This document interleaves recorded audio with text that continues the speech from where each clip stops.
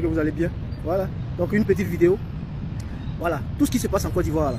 Hein? Parce qu'aujourd'hui, chacun se lève, il dit pour lui, l'autre dit ça. Il y a tellement de gens sur la toile. Et puis il y a plein aussi qui sont là pour se faire de l'argent. Donc ils ne font que raconter des choses, même souvent qui ne tiennent pas. Voilà. Moi, je veux dire quelque chose.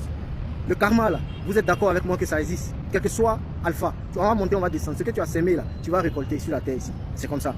La Côte d'Ivoire est en train de traverser toutes ces crises là depuis 2002. Hein? Toutes ces souffrances, ces guerres, ces tueries, tout ce qu'il y a eu en Côte d'Ivoire.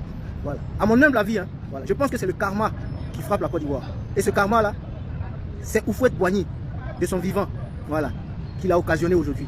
Parce que Houphouët-Boigny, vous vous rappelez, en Côte d'Ivoire, quand on parlait du miracle ivoirien, voilà, c'était la prospérité à tous égards, tout allait. Mais dans la sous-région, dans les mêmes années, 70-80, il y avait beaucoup de guerres. Au Libéria, en Sierra Leone, hein, partout. Même au Biafra. Il y a un quartier même en Côte d'Ivoire, Abidjan à Trècheville, à côté du pont de Gaulle, qu'on appelle quartier Biafra. Ce quartier Biafra, là, c'est Houphouët qui a donné ça aux Biafrais, qui étaient des fugitifs de la guerre qu'il y avait dans leur pays. Donc c'est Houphouët qui a donné ce coin-là. Donc tu ne peux pas donner un espace à quelqu'un pour venir se réfugier si tu ne connais pas les causes. Il en savait quelque chose. Houphouët avait son pied dans la guerre du Biafra. C'était des guerres que notre feu président, Houphouët-Boigny aussi, était impliqué. Voilà, je ne vous apprends rien.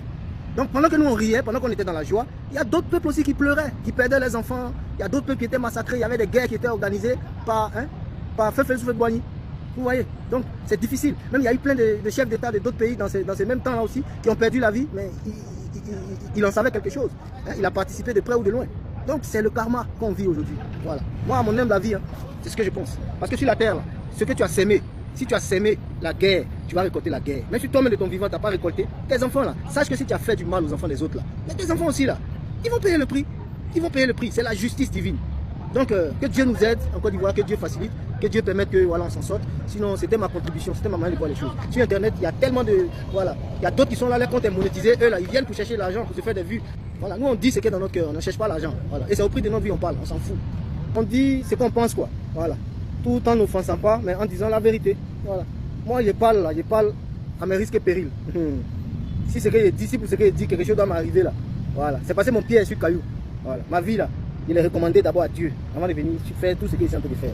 Donc, quel que soit ce qui va m'arriver là, je suis un innocent, mon cœur il est très blanc. Voilà. Il parle de moi-même. On dit on ne parle pas de soi, mais moi il parle de moi-même. Je me connais.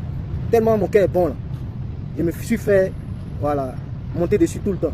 Donc maintenant j'ai décidé de dire les choses telles qu'elles sont. Voilà. En Côte d'Ivoire, c'est les calculs politiciens, les calculs politiques. Trop de corrompus. Beaucoup d'hommes là, hein, c'est l'argent.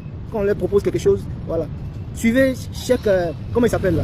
Il y a un Malien qui fait des vidéos là, Cheikh Oumar Keïta.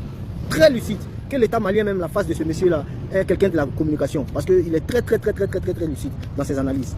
En tout cas, c'était ça.